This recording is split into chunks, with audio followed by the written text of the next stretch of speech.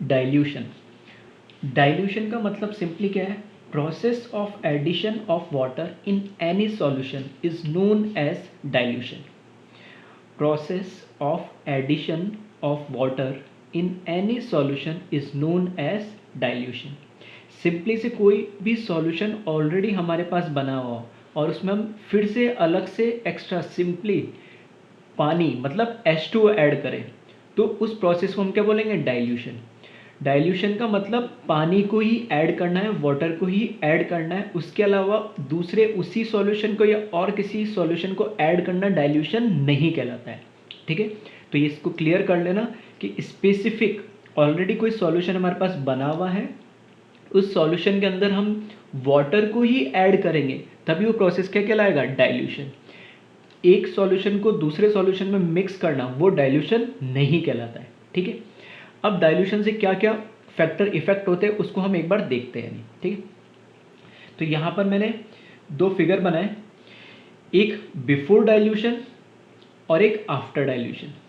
Before dilution मैंने मान लिया HCl का सॉल्यूशन है मेरे पास, हाइड्रोक्लोरिक एसिड का सॉल्यूशन बना रखा है, उसमें मैंने क्या करा? वाटर ऐड करा है नहीं, और मैंने मान लिया कि उसका वी वॉल्यूम मैंने ऐड करा है।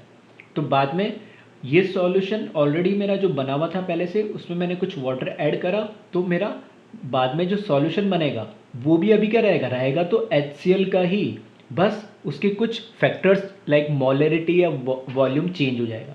ठीक है, तो ऑब्वियस ये बात है कि वॉल्यूम इसमें ऐड कर रहा हूँ तो वॉल्यूम तो बढ़ेगा ही इसका, यानी। ठीक है, तो ये केस मैंने माना बिफोर डाइल्यूशन मतलब पानी, किसी सॉल्यूशन में पानी ऐड करने से पहले, और ये आफ्टर डाइल्यूशन मतलब पानी ऐड करने के बाद। ठीक है, तो यहाँ मैंने मान लिया कि बिफोर डाइल्यूशन सॉल्यूशन की मोलरिटी मैंने मान ली m1 और उस सॉल्यूशन का वॉल्यूम मैंने मान लिया v1।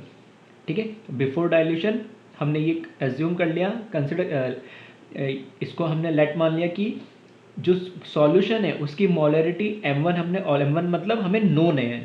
ठीक है, m1 मतलब हमें वो जो मोलरिटी है सॉल्यूशन की वो ऑलरेडी हमें पहले से पता है, क्योंकि हमने वो सॉल्यूशन बनाया और उसका वॉल्यूम भी हमें पता है। फिर बाद में वाटर ऐड करने पे उसकी मोलरिटी हमने मान ली m2 हो गई है, क्योंकि चेंज हो गई, और उसका वॉल्यूम क्या चेंज होके v2 हो गया है। ठीक है, अब क्योंकि एक सॉल्यूशन है और सॉल्यूशन किससे बनता है? सॉल्यूट प्लस सॉल्वेंट से, तो यहाँ पर हमें पता है HCl का सॉल्यूशन है, तो HCl इस केस में हमारा क्या है? सॉल्यूट, और पानी है तो जो सॉल्वेंट है, क्योंकि सॉल्यूशन है कुछ सॉल्वेंट नहीं दे रखा तो क्या मानेंगे? ऑब्वियस सी बात हम वाटर को ही मानेंगे, ये बात हम कई बार कर चुके। तो HCl प्लस वाटर का एक सॉल्यूशन बना है जिसमें HCl क्या हमारा सॉल्यूट है और वाटर उसमें क्या हो गया? सॉल्वेंट हो गया। अब HCl को जो वाटर में हमने ऐड करा तो ये सॉल्यूशन बना, और उसमें फर्दर वाटर और एक्स्ट्रा ऐड करा तो हमारा एक और सॉल्यूशन बन गया, लेकिन सॉल्यूशन अभी भी वही है, अभी भी वही है, मतलब पहले भी इसमें सॉल्यूट HCl था और आफ्टर डाइल्यूशन भी इसमें सॉल्यूट HCl ही है। अब एक बात मुझे आप बताएं, क्या पानी के ऐड करने से HCl के जो सॉल्यूट के मोल्स है या पार्टिकल्स है उसमें कोई चेंज आएगा क्या? बिल्कुल सही सोच रहे हो आप। ठीक है, क्योंकि HCl तो जो पहले पार्टिकल्स थे जो इसके मोल्स थे वही थे, तो अभी भी वही रहेंगे। चेंज किस में आएगा? HCl प्लस वाटर था तो वाटर ऐड करा हमने, तो वाटर के पार्टिकल्स या मोल्स में चेंजेस आएंगे, वो बढ़ जा रहे हैं, जबकि HCl जो हमारा सॉल्यूट है उसमें कोई चेंज नहीं आ रहा है। तो हमें पता है मोलरिटी। ठीक है, तो पहली तो ये चीज़ हो गई कि डाइल्यूशन से क्या होता है? Number of moles of solute या number of particle of solute के अंदर कोई चेंज नहीं आता है, क्योंकि हम इसमें सिर्फ और सिर्फ क्या डाइल्यूशन के प्रोसेस में वाटर को ऐड करते हैं। अब क्योंकि मोलरिटी की डेफिनेशन हम ऑलरेडी पढ़ चुके हैं, तो मोलरिटी क्या होती है? Number of moles of solute per litre of solution. तो मोलरिटी हमें पता है किस तरीके से निकाली जाती है कि सॉल्यूट के मोल्स मुझे पता है और उसका जो वॉल्यूम है उससे हम क्या निकाल सकते हैं? मोलरिटी। तो वही मैंने फॉर्मूला लिखा है इसमें। m1 की इस सॉल्यूशन बिफोर डाइल्यूशन की मोलरिटी की बात करें तो कैसे निकालेंगे? m1 is equals to number of moles of solute divided by v1। इसी तरीके से फाइनल जो आफ्टर डाइल्यूशन वाला सॉल्यूशन है उसकी मोलरिटी क्या हो जाएगी? m2 is equals to number of moles of solute divided by v2। अब मुझे ये अभी पता नहीं है कि इसके सॉल्यूट कितने हैं, तो मैं ऐसे कैलकुलेट कर सकता हूँ, इसको क्रॉस मल्टीप्लाई कर दिया तो before dilution number of moles of solute क्या हो जाएंगे, क्रॉस मल्टीप्लाई करेंगे तो m1v1, और आफ्टर डाइल्यूशन क्या हो जाएंगे ये m2v2। अब जो मैं अभी कह रहा था कि मोल्स जो है सॉल्यूट के वो बिफोर डाइल्यूशन भी उतने ही थे और आफ्टर डाइल्यूशन भी वो मोल्स क्या थे, उतने ही थे, इसमें कोई चेंज नहीं आया है। इसका मतलब मैं ऐसे बोल सकता हूँ क्या, number of moles of solute before dilution must be equals to number of moles of solute after dilution. Moles of solute before dilution, क्योंकि जो पहले मोल्स थे सॉल्यूट के सेम उतने ही रहेंगे जो डाइल्यूशन के बाद में होंगे, क्योंकि हमने पानी ऐड करा है, वाटर ऐड करा है, HCl या सॉल्यूट ऐड नहीं करा है, जिससे उसके मोल या पार्टिकल्स के नंबर में कोई चेंज आया नहीं। ठीक है, तो ये डाइल्यूशन से पहले के मोल है और ये डाइल्यूशन से बाद के मोल है। तो इन दोनों को हम इक्वल कर सकते हैं, क्योंकि मोल्स तो इक्वल होने ही चाहिए सॉल्यूट के। तो मैंने इन दोनों को इक्वल करेंगे तो हमारी इक्वेशन आ जाएगी m1v1 बिफोर डाइल्यूशन ये वैल्यू, और आफ्टर डाइल्यूशन m2v2 ये। तो m1v1 is equals to m2v2। तो ये डाइल्यूशन की एक इक्वेशन बन गई है, जिसके थ्रू अगर हमारे पास चार वेरिएबल है यहाँ पे, before dilution molarity, before dilution volume, after dilution molarity, after dilution volume, तो मैंने उसको m1v1 और m2v2 से दिया है। चार में से कोई भी तीन क्वांटिटी हमें दे रखी होगी तो चौथी क्वांटिटी को हम फोर्थ क्वांटिटी को ईजिली, ठीक है, हम कैलकुलेट कर सकते हैं। अब एक इससे आगे हम बात करते हैं कि जो इसका वॉल्यूम है आफ्टर डाइल्यूशन के बाद, जो हमने वॉल्यूम माना है V2 और बिफोर डाइल्यूशन इसका वॉल्यूम है V1, अगर दोनों को हम कंपेयर करें तो कौन सा वॉल्यूम ज़्यादा होगा। ठीक है, तो बिल्कुल सबको समझ में आ रहा होगा, सबने सोच भी लिया होगा। ठीक है, और आप लोगों को पता भी लग गया होगा कि V2 ज़्यादा ही होगा, यानी क्यों, क्योंकि पहले V1 कुछ ना कुछ वॉल्यूम होगा। फॉर एग्जाम्पल मैंने मान लिया 50 ml, अब उस 50 ml में कुछ ना कुछ वॉल्यूम हम वाटर का ऐड ही कर रहे हैं। जब ऐड कर रहे हैं तभी तो हमारा क्या बन रहा है, V2 बन रहा है। नहीं, इसका मतलब क्या है कि डाइल्यूशन के प्रोसेस में हमेशा आफ्टर डाइल्यूशन जो वॉल्यूम है या डाइल्यूशन के बाद का वॉल्यूम है वो हमेशा क्या होगा, ज़्यादा होगा, किससे, इनिशियल वॉल्यूम से। तो ये दूसरा कंक्लूजन हम बोल सकते हैं कि after dilution volume of A solution always increases. ठीक है, और V2 किसके बराबर होगा, V2 बराबर होगा इनिशियल वॉल्यूम V1 तो पहले से था ही, और वाटर का V वॉल्यूम हमने ऐड जो करा है, इन दोनों का जब हम समेशन करेंगे तो हमारा क्या मिल जाएगा, volume of solution after dilution. तो यही मैंने लिखा है, V2 फाइनल वॉल्यूम जो होगा वो किसके बराबर होगा, पहले से जो सॉल्यूशन था V1 का प्लस उसमें हमने कितना V एडेड, V वॉल्यूम हमने ऐड करा है वाटर का, यानी तो ये हमें मिल जाएगा। तो यहाँ से हमें पता है कि V2 और V1 में एक्स्ट्रा क्या ऐड हो रहा है, इसमें V एडेड, तो final volume is greater than V1। तो हमने number of moles of solute की बात करी पहली, कि वो कोई चेंज नहीं होता बिफोर डाइल्यूशन और आफ्टर डाइल्यूशन में। सेकंड बात करी हमने वॉल्यूम की, आफ्टर डाइल्यूशन वॉल्यूम हमेशा बढ़ता है। थर्ड हम बात करते हैं मोलरिटी की।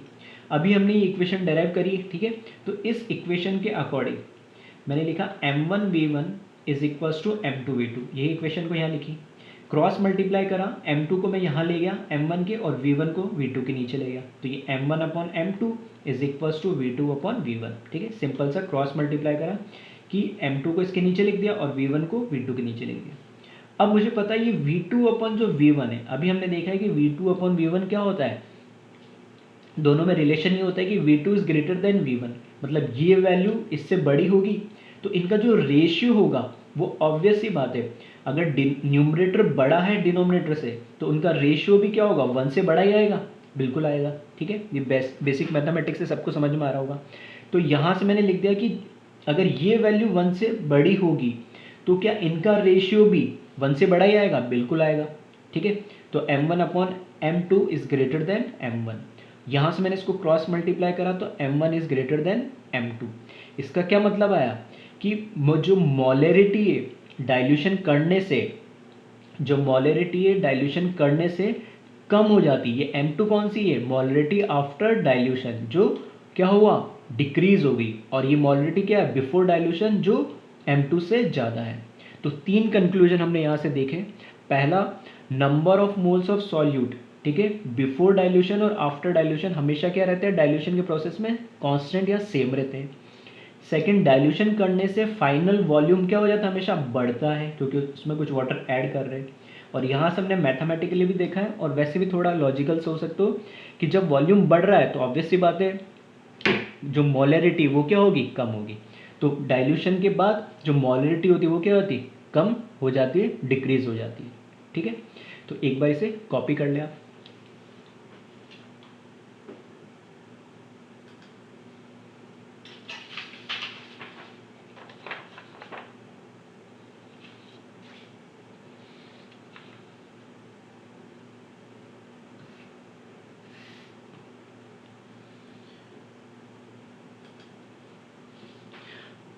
ठीक है, अब जो अभी हमने कंक्लूजन देखे, जो हमने बातें अभी इसमें समझी है डाइल्यूशन के प्रोसेस में, उसी को हम क्या कर रहे हैं, नोट के फॉर्म में मैंने लिख दिया है। फर्स्ट नोट क्या लिखा है, in dilution moles of solute remain constant. ठीक है, ये हमें पता ही है, इस पर हम ऑलरेडी बात कर चुके हैं। ठीक है, सेकेंड है, after dilution volume of solution increases but molarity of solution decreases, ये भी हम बात कर चुके हैं। ठीक है, तो इंपॉर्टेंट पॉइंट्स है दोनों, इसको ध्यान रखें कि जब भी हम डाइल्यूशन करते हैं तो number of moles of solute constant रहते हैं, वॉल्यूम हमेशा बढ़ेगा और मोलरिटी हमेशा कम होगी। तो स्टेटमेंट के क्वेश्चंस में ये इस तरह के पूछे जा सकते हैं। ठीक है, अब आ जाओ इस पर एक न्यूमेरिकल देखते हैं। न्यूमेरिकल है इस पर, how much water should be added in 250 ml of semi molar NaOH solution to make it decimolar. ठीक है, तो कई लोगों ने स्टार्ट भी कर दिया होगा, तो यहाँ पे वीडियो को पॉज करें और सॉल्व करें, और सारे टर्म्स इसमें जो है हम ऑलरेडी डिस्कस कर चुके हैं, तो इसको एक बार अपने तरफ से सॉल्व करने की कोशिश करें, फिर हम देखते हैं इसका सॉल्यूशन। ठीक है, तो आई होप सब लोगों ने कर लिया होगा क्वेश्चन को और समझ भी लिया होगी लैंग्वेज को। इसने बोला है कि how much water should be added in 250 ml of semi molar NaOH sodium hydroxide solution. हमारे पास सोडियम हाइड्रोक्साइड का 250 ml semi molar solution already है। तो मुझे क्या पता लग गया, एक तो इसका इनिशियल वॉल्यूम पता लग गया और इसकी मोलरिटी। मैंने ये ऑलरेडी लास्ट पीछे पुराने लेक्चर्स में बताया कि सेमी मोलर, आमोलर, डेसीमोलर, सेंटीमोलर इस तरीके से भी पूछा जाता है।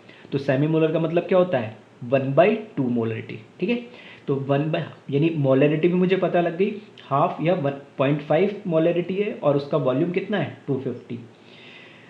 अब वो बोल रहा है कि इस जो सॉल्यूशन मेरे पास ऑलरेडी बना हुआ है, इस सॉल्यूशन के अंदर, ठीक है, ये जो सॉल्यूशन मेरे पास बना हुआ है, उस सॉल्यूशन के अंदर मैं कितना वाटर ऐड करूं ताकि वो सॉल्यूशन कैसा बन जाए, डेसीमोलर बन जाए, मतलब उसकी सॉल्यूशन की मोलरिटी क्या बन जाए, डेसीमोलर हो जाए।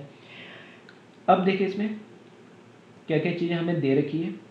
पहला तो बिफोर डाइल्यूशन की अगर मैं बात करूँ, ठीक है, इस क्वेश्चन की लैंग्वेज को ध्यान से पढ़ोगे तो कहीं पे भी डाइल्यूशन वर्ड कोई यूज़ नहीं करा हुआ है कि हम देख के बता देंगे डाइल्यूशन का क्वेश्चन है। तो एग्जाम में ऐसा नहीं है कि हर कॉन्सेप्ट में हर तरीके की वर्ड तुम्हें एग्जैक्टली मिलेगा तभी तुम उसके अकॉर्डिंग करोगे। ये तुम्हें थोड़ा सा सोचना पड़ेगा, ठीक है, माइंड को थोड़ा सा इतना दिमाग लगाना पड़ेगा कि वाटर इसमें ऐड कर रहे हैं, एक सॉल्यूशन बना हुआ है और उसमें वाटर ऐड कर रहे हैं। ठीक है, तो डाइल्यूशन को मैंने समझाया भी इसी तरीके से कि किसी भी सॉल्यूशन में पानी को ऐड करना, वाटर को ऐड करना ही क्या कहलाता है, डाइल्यूशन। तो जरूरी नहीं है कि डाइल्यूशन लिखा हुआ है। तो M1V1 = M2V2 ये कब लगाओगे ये तुम्हें क्लियर होना चाहिए। ठीक है, तो बिफोर डाइल्यूशन मैंने मान ली जो मोलरिटी है उसको मैंने नाम दिया M1 और वो मोलरिटी कितने दे रखी है, सेमी मोलर। सेमी मोलर का मतलब कितना हो गया, 1/2। एंड जो वॉल्यूम है उसको मैंने नाम दिया V1 और वो कितना दे रखा हमें, 250 ml। ठीक है, आफ्टर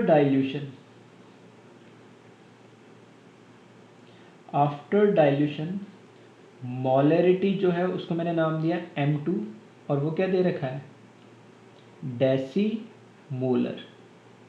डेसी का मतलब कितना होता है, 1/10। ठीक है, और इसका जो वॉल्यूम है उसको मैंने नाम दिया V2 जो हमें अभी पता नहीं है। अब पहला सवाल तो कई लोग इसी में कंफ्यूज हो रहे होंगे कि पूछा क्या है क्वेश्चन में, क्या उसने V2 पूछा है? ठीक है, तो कई लोग बिल्कुल समझ रहे होंगे, बिल्कुल नहीं, V2 नहीं पूछा उसने। उसने ये पूछा है कि हमारे पास ये सॉल्यूशन जो बना हुआ है किसका, NaOH का सॉल्यूशन है, जिसकी मोलरिटी M1 और वॉल्यूम V1 है, उसमें हमने कुछ वाटर ऐड करा है। ठीक है, उसको मैंने V एडेड नाम दे दिया। तो हमारा फाइनल सॉल्यूशन बन गया ये। सॉल्यूशन तो अभी भी NaOH का रहेगा और इसकी मोलरिटी हो गई M2 और वॉल्यूम हो गया V2। तो इस सॉल्यूशन के अंदर वाटर ऐड करा और उसकी मोलरिटी होगी M2V2। तो क्वेश्चन ये पूछा है उसने कि इस सॉल्यूशन के अंदर ये वाटर, ये पानी कितना ऐड करे ताकि ये जो सॉल्यूशन है इसकी मोलरिटी डेसीमोलर हो जाए। आई बात समझ में? तो यहाँ पर V2 नहीं पूछा है, लेकिन V2 हमें दे भी नहीं रखा है, तो पहले हमें क्या कैलकुलेट करना पड़ेगा, V2। जब V2 हमें कैलकुलेट हम कर लेंगे तो हमें पता लग जाएगा, क्योंकि V2 क्या होता है, final volume, initial volume plus जो हमने ऐड करा है। ठीक है, तो आई होप सबको समझ में आ रहा होगा कि लॉजिक क्या है इस क्वेश्चन का। ठीक है, तो हम M1 is equals to V1, M1 V1 into M2 V2। ठीक है, मोल्टे की इक्वेशन है ये डाइल्यूशन वाली। तो इसमें बस सिंपली क्या कर दे, वैल्यूज रख दे। तो M1 के हमारे पास सेमी मोलर मतलब 1/2, V1 हमें कितना दे रखा है 250, और M2 कितना दे रखा है 1/10, और V2 हमें इसमें अभी पता नहीं है। तो इसको सॉल्व करेंगे तो यहाँ से V2, ठीक है, इसको कैलकुलेट करेंगे तो ये वैल्यू आ जाएगी 1250 ml, क्योंकि इनिशियल वॉल्यूम में ml में दे रखा है, तो ये भी किस में आएगा, मिलीलीटर में। ठीक है, तो ये मुझे फाइनल वॉल्यूम मिला है।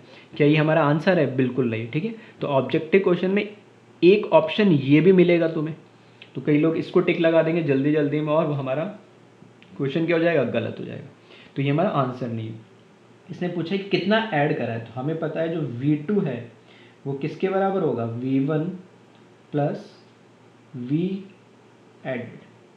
तो यहाँ से V2 हमें पता है 1250 ml जो हमने कैलकुलेट करा है is equals to V1 250 ml जो इनिशियल था प्लस V एडेड, कितना हम इतना इस इनिशियल सॉल्यूशन में ऐड करें ताकि इसकी मोलरिटी कितना हो जाए, डेसीमोलर। तो ये हमसे पूछा है, तो इसको हम कैलकुलेट कर लेंगे। तो आई होप सब ने, कई लोगों ने बिल्कुल सही आंसर दिया होगा। ठीक है, तो ये आंसर आ जाएगा 250 ml। ठीक है, 1250 ml फाइनल था, इनिशियल 250 था, तो कितना ऐड करना पड़ेगा हमें 1। ठीक है, सॉरी गलत लिख दिया मैंने, ये हो जाएगा 1000 ml। ठीक है, तो इनिशियली हमारा 1250 था और सॉरी इनिशियली 250 था, फाइनल वॉल्यूम हमारा 1250 था, तो उसमें कितना ऐड करना पड़ रहा है, दोनों का डिफरेंस, और वो कितना हो जाएगा 1000 ml। तो ये हमारा फाइनल आंसर होगा। ठीक है, तो एक बार इसको देख ले और कॉपी कर ले। Thank you class. Mixing, mixing next topic जो हमारा है, इसको हम कैसे डिफाइन कर सकते हैं। मिक्सिंग और डाइल्यूशन में डिफरेंस क्या है, पहला तो मैं ये क्लियर करता हूँ। डाइल्यूशन जो हमने लास्ट लेक्चर में देखा था, तो डाइल्यूशन के अंदर हमारे पास ऑलरेडी, फॉर एग्जांपल डाइल्यूशन के अंदर हमारे पास ऑलरेडी एक सॉल्यूशन बना हुआ है, ठीक है, HCl का, उस पर हमने क्या करा, H2 को ऐड करा, और ये हमारा एक और नया सॉल्यूशन बनेगा जो रहेगा किसका, HCl का, सिर्फ हमने उसमें क्या ऐड करा, वाटर ऐड करा। मिक्सिंग का क्या मतलब है, मेरे पास HCl का एक सॉल्यूशन बना हुआ है जिसकी मोलरिटी और वॉल्यूम मुझे पता है, उसमें एक और HCl का सॉल्यूशन जिसकी मोलरिटी वॉल्यूम भी मुझे पता है, तो इसका कंसंट्रेशन अलग हो गया, इसका कंसंट्रेशन अलग हो गया। इन दोनों को मिक्स करके जो फाइनल सॉल्यूशन बनेगा वो अभी भी HCl का बनेगा, लेकिन अब इसकी मोलरिटी कुछ अलग हो जाएगी, वॉल्यूम कुछ अलग हो जाएगा। तो ये प्रोसेस तो है डाइल्यूशन और ये प्रोसेस है मिक्सिंग। तो आई होप एक बेसिक आइडिया लग गया होगा कि डाइल्यूशन के मतलब है कि ऑलरेडी हमारे पास एक सॉल्यूशन बना हुआ है, उस सॉल्यूशन जो बना हुआ है उसके अंदर हम वाटर ऐड कर रहे हैं, तो उसको हम बोलते हैं डाइल्यूशन, डाइल्यूट करना। मिक्सिंग का मतलब है कि एक सॉल्यूशन मेरे पास बना हुआ है, सेम सॉल्यूशन, मतलब सेम सॉल्यूशन से मेरा मतलब है सेम कंपोनेंट का सॉल्यूशन। HCl का तो HCl का ही होना चाहिए, NaOH का है तो NaOH का ही होना चाहिए, ठीक है, अलग अलग नहीं होना चाहिए। क्यों नहीं होना चाहिए उस पर अभी आगे बात करेंगे। तो सेम टाइप का सॉल्यूशन जिसकी कंसंट्रेशन अलग अलग हो, उनको जब आपस में मिक्स करेंगे तो वो क्या बन जाएगा, रिजल्टेंट सॉल्यूशन मिक्सिंग बन जाएगा, ठीक है। इस प्रोसेस को हम क्या बोलते हैं, मिक्सिंग। तो मिक्सिंग में सेम टाइप के अलग अलग कंसंट्रेशन के सॉल्यूशन को हम मिक्स करते हैं, तो इसलिए हम उसको मिक्सिंग बोलते हैं। डाइल्यूशन में पानी ऐड करते हैं तो उसको क्या बोलते हैं, डाइल्यूशन। तो ये थोड़ा सा बेसिक सा डिफरेंस है यानी। अब आ जाओ, मिक्सिंग में लिखा है it is applicable for more than one solution, ठीक है। मोर देन वन सॉल्यूशन क्यों, क्योंकि हमें ऑब्वियस सी बात है मिक्सिंग करनी है, तो मिक्स अकेला तो कुछ होगा नहीं, कम से कम 2 सॉल्यूशन तो चाहिए। जैसा भी मैंने एग्जांपल में बताया था, 2 भी हो सकते हैं, 3 भी हो सकते हैं, 4 भी हो सकते हैं, 5, कितने भी हो सकते हैं, मतलब कम से कम तो कितने चाहिए होंगे, 2 तो चाहिए होंगे। तो मोर देन वन सॉल्यूशन होना चाहिए। And these solution can be 2 types. अब मिक्सिंग मैंने बोला सब हर तरह के सॉल्यूशन को मिक्स कर देने से मिक्सिंग नहीं होती, 2 तरीके से हम मिक्सिंग को करा सकते हैं, मिक्सिंग का सॉल्यूशन बना सकते हैं। पहला क्या, solution of same substance like HCl plus HCl, ठीक है। तो अभी मैंने ये एग्जांपल दिया था कि सेम सब्सटेंस का सॉल्यूशन होना चाहिए, जो 2 सॉल्यूशन हम मिक्स कर रहे हैं वो सेम सब्सटेंस के होने चाहिए। लाइक HCl का सॉल्यूशन, उसका कुछ मोलिडिटी या वॉल्यूम अलग, मतलब कंसंट्रेशन अलग होगी, और HCl का ही एक और सॉल्यूशन जिसका कंसंट्रेशन कुछ अलग हो, सेम भी हो तो कोई बात नहीं, लेकिन हाँ दोनों सेम सब्सटेंस के होने चाहिए। तो उन दोनों को जब ऐड करेंगे तो क्या कहलाएगा, मिक्सिंग। ऐसे HCl HCl, NOH NOH, ठीक है, इस तरीके से KOH KOH, ऐसे मतलब 2 या 2 से ज़्यादा जितने भी सॉल्यूशन है सेम सब्सटेंस के होने चाहिए, उनकी कंसंट्रेशन सेम भी हो सकती है, अलग भी हो सकती है, वो कोई फ़र्क नहीं पड़ता, लेकिन इंपॉर्टेंट बात है कि सेम सब्सटेंस होनी चाहिए, तभी मिक्सिंग कहलाएगी। दूसरे टाइप का कौन सा हो सकता है, different ionic solution in which at least one ion is common. इसका क्या मतलब है, different ionic solution in which one ion is common.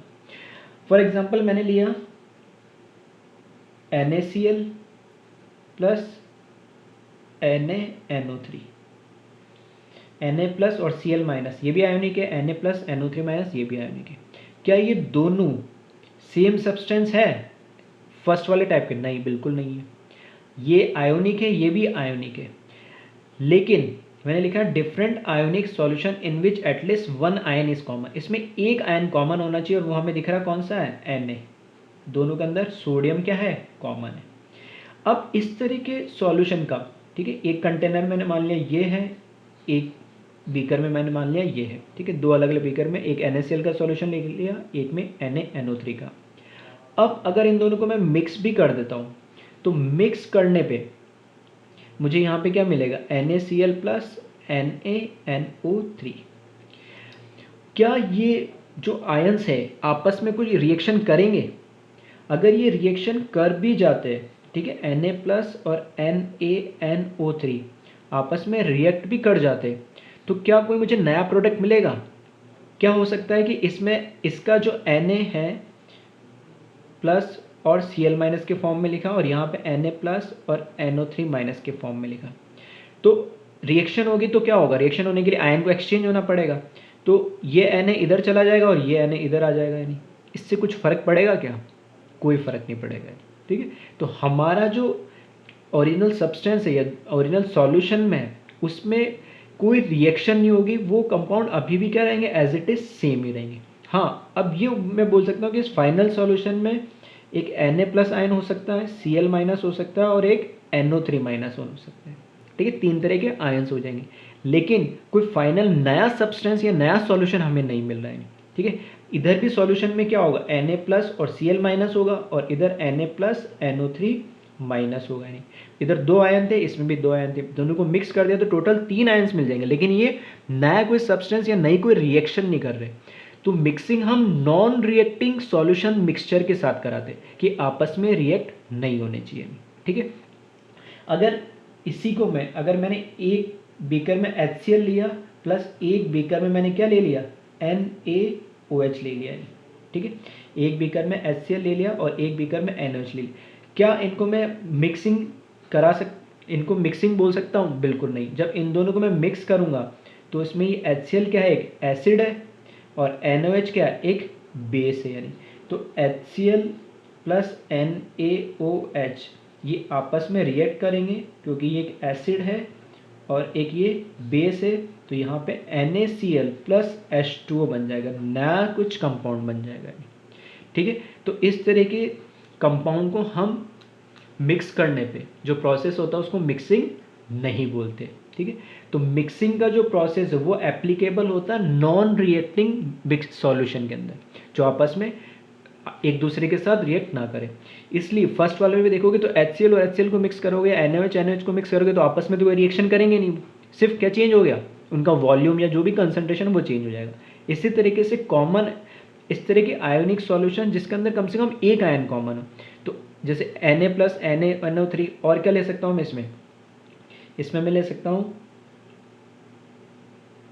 Like NaBr ले लिया मैंने, 3 ले लो 4 ले लो, कितने फर्क है भाई। जो आयन कॉमन है वो आयन दूसरे के अंदर चला भी आएगा तो कोई फर्क पड़ेगा क्या? कोई फर्क नहीं पड़ेगा, उतना वही रहनी है रिएक्शन।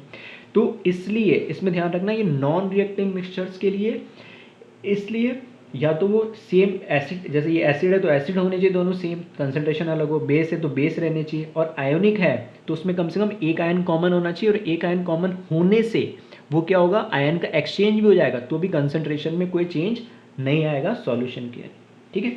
अब देखिए वही चीज आगे लिखिए, it is not applicable for दो solution which having different nature like HCl which is acid and NaOH like base which can react with each other।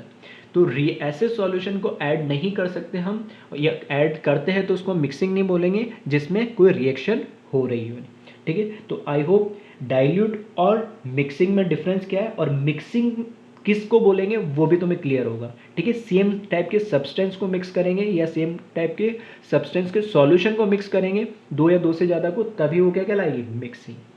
अब देखिए मिक्सिंग की अगर हम बात करें,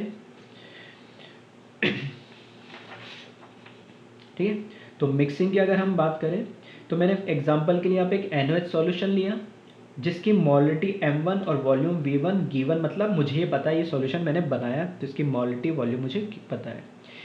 इसी तरीके से NaOH का दूसरा सॉल्यूशन लिया जिसकी मोलिटी मैंने M2 मान ली और वॉल्यूम V2 बनाई, और ये सॉल्यूशन भी हमने बनाया, तो ये दोनों हमें पता है, इसको भी मैंने क्या कर लिया, लिखा है गिवन। दोनों को जब ऐड कर देंगे तो मेरा कुछ फाइनल सॉल्यूशन बन रहा है। फाइनल सॉल्यूशन में मोलिटी को मैंने मान लिया MR, रिजल्टेंट सॉल्यूशन के लिए R दे दिया मैंने नाम, और रिजल्टेंट वॉल्यूम के लिए भी R दे दिया। ये मुझे नहीं पता, इसको मुझे कैलकुलेट करना या डिटरमाइन करना किस तरीके से करेंगे, ठीक है। तो अब देखिए हमें ये पता है, ठीक है, मोलरिटी की डेफिनेशन से मोलरिटी क्या होते हैं, number of moles of solute per litre of solution. यहाँ मोलरिटी को क्या लिख सकते हैं, M equals to number of moles divided by volume, ठीक है। तो वही मैंने लिखा है कि अगर मुझे इस सॉल्यूशन के अंदर मोलिटी और वॉल्यूम गिवन हो तो क्या उसके मोल्स निकाल सकते हैं, बिल्कुल निकाल सकते हैं, क्योंकि मोलरिटी की डेफिनेशन ही हमने देखी थी, क्या होती है, M equals to N/V, number of moles of solute per litre of solution. तो यहाँ से क्रॉस मल्टीप्लाई करके मोल्स मुझे पता लग जाएंगे M1 V1, मतलब इस फर्स्ट वाले सॉल्यूशन के अंदर NaOH के मोल्स कितने होंगे, N1, और विच is equals to M1 V1। इसी तरीके सेकंड वाले सॉल्यूशन के अंदर NaOH के मोल्स कितने होंगे, N2, और वो किसके बराबर होंगे, M2 V2। तो मुझे फाइनल दोनों को मिक्स करने पे जो सॉल्यूशन बना उसके क्या कैलकुलेट करने हैं, मोलरिटी और वॉल्यूम। अब मुझे ये बताया जब मैं दोनों सॉल्यूशन को मिक्स करूंगा तो इसके N1 मोल्स है हमारे पास जो हमने कैलकुलेट कर लिया, इसके N2 मोल्स है, तो फाइनल सॉल्यूशन में कोई अलग से तो मोल्स आएंगे नहीं, जो दो सॉल्यूशन के अंदर मोल्स है उन्हीं का तो समीशन हो जाएगा भाई। इसके 5 मोल है, इसके 7 मोल है, तो दोनों को ऐड करके कितने हो जाएंगे फाइनल सॉल्यूशन में, 12 मोल, ठीक है। तो जो इस सॉल्यूशन में NaOH के अगर मुझे मोल्स पूछे तो वो कितने हो जाएंगे, N1 प्लस N2। दूसरी बात, इसका वॉल्यूम है V1, मान लिया ये 50 ml है और ये मान लिया मैंने 60 ml है, तो दोनों को जब मिक्स करेंगे तो 50 प्लस 60 कितना हो जाएगा, 110। तो 110 जो ml है वही तो होगा फाइनल सॉल्यूशन का वॉल्यूम, ठीक है। तो ये भी सिंपल है। अब आ जाओ तो जब मुझे मोलरिटी कैलकुलेट करनी है फाइनल सॉल्यूशन की, तो मोलरिटी की डेफिनेशन जो है बस वही मैं लिख रहा हूँ कि मुझे क्या पता होने चाहिए, उस सॉल्यूशन जो भी, यही तो कर रहे हैं कि जो भी सॉल्यूशन है उसके अंदर हमें टोटल मोल्स पता होने चाहिए और उसका टोटल वॉल्यूम पता होना चाहिए। तो टोटल मोल्स मुझे पता लग गया क्या होंगे, N1 प्लस N2। अगर 3 होते तो N1 plus N2 plus N3, 4 होते तो N1 plus N2 plus N3 plus N4, सबके निकाल लेंगे मोल एंड डिवीजन। ठीक है, तो वही मैंने लिखा है। फाइनल सॉल्यूशन का जो मोलरिटी वो होगा ratio of total moles divided by total volume, इस फॉर्मूले के अकॉर्डिंग। टोटल मोल्स कितना होंगे, N1 प्लस N2, और टोटल वॉल्यूम कितना होगा, V1 प्लस V2। और N1 को जो हमने कैलकुलेट करा है वो M1 V1 लिख दिया उसकी जगह, N2 की जगह मैंने M2 V2 लिख दिया, और V1 प्लस V2। तो लॉजिकली मतलब समझ भी सकते हो, रटने की जरूरत नहीं है, या डायरेक्ट इस फॉर्म में भी लिख सकते हो नहीं।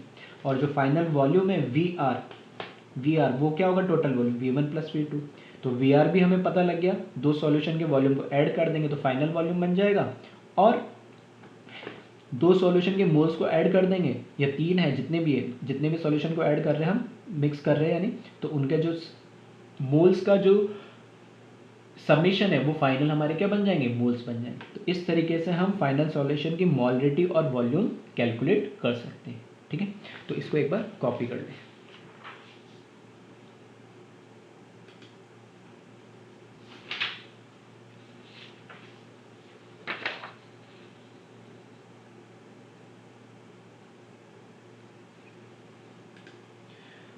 अब इसी पे एक न्यूमेरिकल देख लेते हैं हम।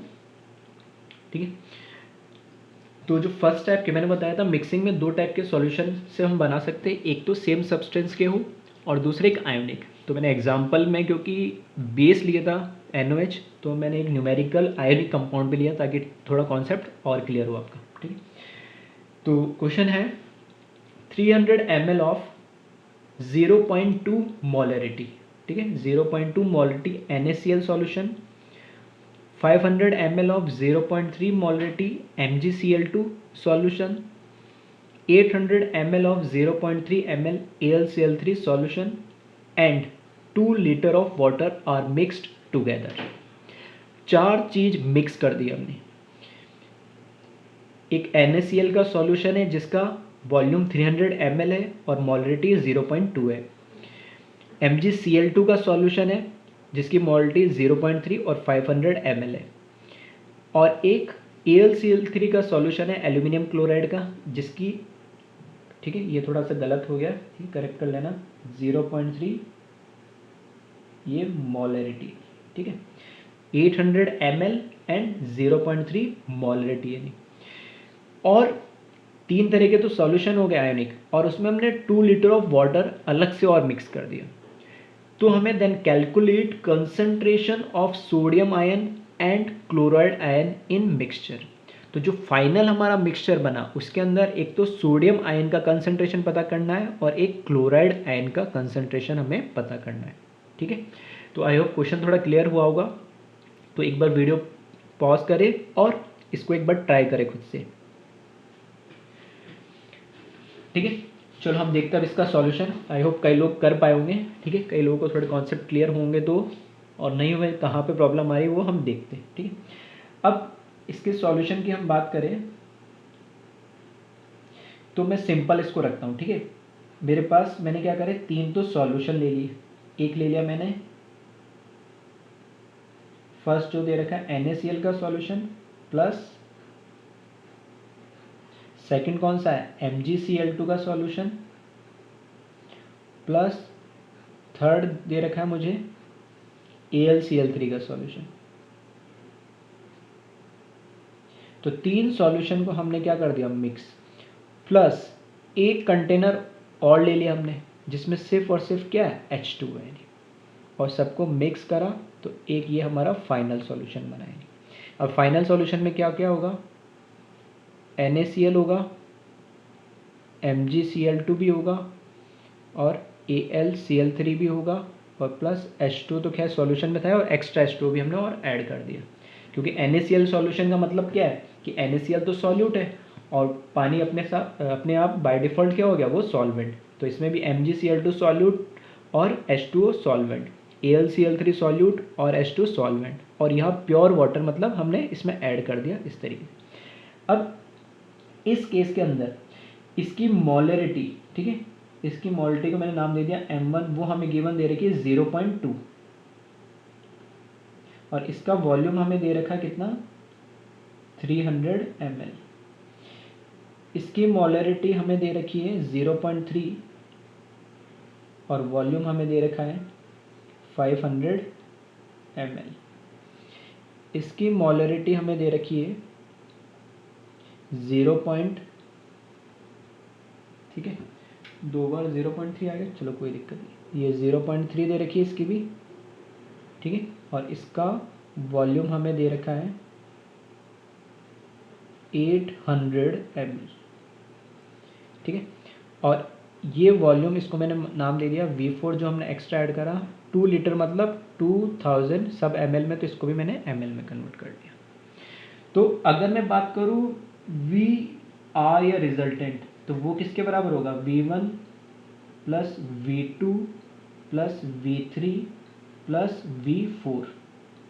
तो ये कितना हो जाएगा 300 प्लस 500 प्लस 800 प्लस 2000, और सभी किसके अंदर है ml के अंदर, ठीक है। तो टोटल कितना हो जाएगा ये 3600 ml या 3.6 लीटर। अब ये तो हमने निकाल लिया फाइनल सॉल्यूशन। अब मुझे पूछा क्या गया है इस क्वेश्चन के अंदर, मुझे पूछा गया है कि सोडियम आयन की कंसंट्रेशन बताएं। किसके अंदर, सबको मिक्स करने पे जो फाइनल सॉल्यूशन बना, इस फाइनल सॉल्यूशन के अंदर हमारे पास क्या क्या होगा, Na+ होगा, ठीक है, Cl- होगा, Mg+2 होगा, और इससे भी Cl- ही मिलेगा, फिर एल्यूमिनियम +3 मिलेगा, ठीक है, और एक H2 सॉल्वेंट होगा। तो मैं आयंस की बात कर रहा हूँ, तो क्लोराइड आयन तो तीनों सॉल्यूशन से कॉमन आएगा ही, और पहले सॉल्यूशन से Na+ मिलेगा, सेकंड से Mg+2, थर्ड से Al+3। तो हमें एक तो इसकी कंसंट्रेशन पूछी गई है और एक इसकी कंसंट्रेशन, ठीक है। तो Na+ की जो कंसंट्रेशन है, ठीक है, इस तरीके से रिप्रेजेंट करते हैं, सबको पता है, ठीक है। Na+ की कंसंट्रेशन है वो क्या होंगे, अगर कंसंट्रेशन या मोलरिटी की बात करूँ, कंसंट्रेशन से मतलब यहाँ मोलरिटी की बात कर रहे हैं, तो मोलरिटी का मतलब है कि मोल्स ऑफ Na+ इस सॉल्यूशन में, क्योंकि फाइनल सॉल्यूशन की बात हो रही है, तो इस फाइनल सॉल्यूशन में Na के कितने मोल्स है और इस फाइनल सॉल्यूशन का वॉल्यूम कितना है, तो वो कितना होगा VR। अब Na+ के मोल्स कैसे निकालेंगे, Na+ के मोल्स मुझे पता है कहाँ से मिलेंगे, क्या इस सॉल्यूशन से मिलेंगे, नहीं, क्या इससे, नहीं, क्या इससे, नहीं, वो सिर्फ कहाँ से मिलेंगे, इस वाले सॉल्यूशन से। तो जो NaCl के जितने मोल होंगे, क्योंकि एक NaCl से हमें क्या मिलेगा, मैंने बताया कि एक जो NaCl है उससे एक Na+ मिलेगा और एक क्या मिलेगा Cl- मिलेगा। तो अगर इसके NaCl के 10 मोल होंगे तो 10 ही किसके हो जाएंगे, Na+ के हो जाएंगे। तो जितने मोल NaCl के होंगे उतने ही Na+ के मोल होंगे। और NaCl के अगर मोल मुझे निकालने हैं, ठीक है, NaCl के अगर मोल मुझे निकालने हैं, तो यहाँ से मैं क्या कर सकता हूँ m1 × V1। तो Na+ के moles is equals to moles of NaCl divided by VR is equals to, ये क्या हो जाएगा m1 × V1 which is equals to VR, और बस वैल्यू पुट कर देंगे, तो 0.2 × 300 डिवाइडेड बाय 3600 जो हमने अभी कैलकुलेट करा है। क्योंकि बात कहाँ हो रही है फाइनल सॉल्यूशन में, तो फाइनल सॉल्यूशन में इसके कंसंट्रेशन, टोटल वॉल्यूम ये हो गया और ये इसके मोल्स हो गए। तो इसको हम जब कैलकुलेट करेंगे तो ये आ जाएगा 1/60 मोलर, ठीक है, क्योंकि कंसंट्रेशन पूछी। तो इस तरीके से हमने Na+ का निकाल लिया। इसी तरीके से हम जब Cl- क्लोराइड आयन की कंसंट्रेशन निकालेंगे, तो अब ध्यान से सुनना, सेम लॉजिक है। Cl- आयन हमें कहाँ कहाँ से मिला है, एक इस सॉल्यूशन से मिला है, इससे भी मिला है और इससे भी मिला है, इससे नहीं मिला है। तो जब सबको मिक्स कर देंगे और जो फाइनल सॉल्यूशन मिलेगा, तो क्लोराइड आयन 3 सॉल्यूशन से मिल रहा है, तो हर एक सॉल्यूशन से क्लोराइड आयन मिल रहा है, तो उस सॉल्यूशन से क्लोराइड आयन के मोल्स हम काउंट कर ले इंडिविजुअल में और सबको क्या कर दे, ऐड कर दे। तो मैं यहाँ से डायरेक्ट लिख रहा हूँ कि फर्स्ट सॉल्यूशन से हमें क्या मिलेगा, ठीक है, क्लोराइड आयन के मोल्स मिलेंगे, और इसको मैंने नाम दे दिया ये कौन सा वाला, NaCl वाला, प्लस सेकेंड सॉल्यूशन के अंदर देखे आप MgCl2 है, ठीक है। तो एक एक्सप्लेन कर देता हूँ मैं, तीसरा अपना समझ में आ जाएगा। Mg+2 देगा और +2Cl माइनस आयन देगा, मतलब एक MgCl2 हमें एक Mg+ आयन देगा और 2 क्लोराइड आयन देगा।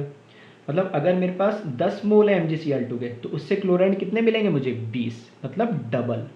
तो मैं यहाँ पे लिख रहा हूँ कि क्लोराइड आयंस यानी उसके कितने मोल्स होंगे, MgCl2 के जितने मोल होंगे उससे मल्टीप्लाई बाय 2, डबल, ठीक है, डबल मिलेंगे। अब बताओ मुझे AlCl3, अगर AlCl3 है तो एल्यूमिनियम +3 और 3Cl माइनस, मतलब एक AlCl3 से मुझे कितने मिलेंगे, 3 क्लोराइड आयन। तो जितने AlCl3 के मोल होंगे उसको क्या कर दूंगा, 3 से मल्टीप्लाई कर देंगे। तो यहाँ पर moles of chloride ion in AlCl3 multiply by 3 और डिवाइड बाय Vr जो टोटल वॉल्यूम है, ठीक है। तो बस वैल्यूज पुट कर देंगे। तो फर्स्ट के लिए यहाँ पे लिखेंगे 0.2, क्लोराइड आयन के लिए हम जो मोल्स निकालने कैसे निकालेंगे, M1V1, तो 0.2 इंटू 300 प्लस ये वाला 2 पहले लिख दे रहा हूँ मैं, और इसके मोल्स कैसे निकालेंगे, M2V2, तो 0.3 इंटू 500 प्लस, ठीक है, यहाँ लिख रहा हूँ नीचे। फिर इसके लिए 3 जो ये पहले लिख दिया मैंने, और into 0.3 into 800 divided by total 3600। तो इस तरीके से क्लोराइड आयन के हमें क्या मिल जाएंगे, इसको कैलकुलेट करोगे तो 3.27 समथिंग मोल्टी आएगी। तो एक मैंने क्लोराइड के लिए निकाल लिया। इसी तरीके से क्वेश्चन को और लेंथी बनाना होता है, ठीक है। तो ये कैलकुलेट करना, ठीक है, खुद से करना। इसी सॉल्यूशन के अंदर एक बार Mg+2 के भी कंसंट्रेशन निकाल लो और एक बार एल्यूमिनियम +3 के भी कंसंट्रेशन निकाल लो, ठीक है। ये तुम्हारे लिए मैं होमवर्क दे रहा हूँ, जिसे तुम ट्राई कर लेना खुद से कि सेम क्वेश्चन है, सेम सब कुछ सेम है, बस तुम्हें इसमें Mg+2 और Al+3 की क्या निकालनी, कंसंट्रेशन। तो इस तरीके से मैंने एक आयोनिक कंपाउंड का एग्जाम्पल लेके मिक्सिंग को समझाने की कोशिश करी है। तो इसमें आयोनिक कंपाउंड वाले थोड़े कंफ्यूज करते हैं, ठीक है, तो इसलिए मैंने एक एग्जांपल ले लिया। तो तुम्हें जिसकी कंसंट्रेशन निकालनी है, जिस भी आयन की कंसंट्रेशन निकालनी है, वो आयन किस किस सॉल्यूशन से मिल रहा है उससे क्या निकाल लो, उसके मोल्स निकाल लो। और ये ध्यान रखो कि उस आयन की कंसंट्रेशन उस मोल्स से जो मिल रही है, क्या एक मोल के सॉल्ट से कितने वो उसके आयन के मोल डेवलप हो रहे हैं। जैसे NaCl की बात करेंगे तो इससे एक ही क्लोराइड आयन डेवलप होगा, लेकिन MgCl2 से इसके 2 डेवलप हो जा रहे हैं। तो तुम्हें जो इसकी मोलिटी आएगी या जो इसके क्या बोल सकते हैं मोल्स आएंगे, उसको क्या मल्टीप्लाई करना पड़ेगा 2 से, इसको किससे, 3 से। तो वही मैंने इसको एक एग्जाम्पल के थ्रू समझा है, ठीक है। आई होप थोड़ा समझ में आया होगा। एक बार इसको फिर से देख लें और कॉपी कर लें। Thank you.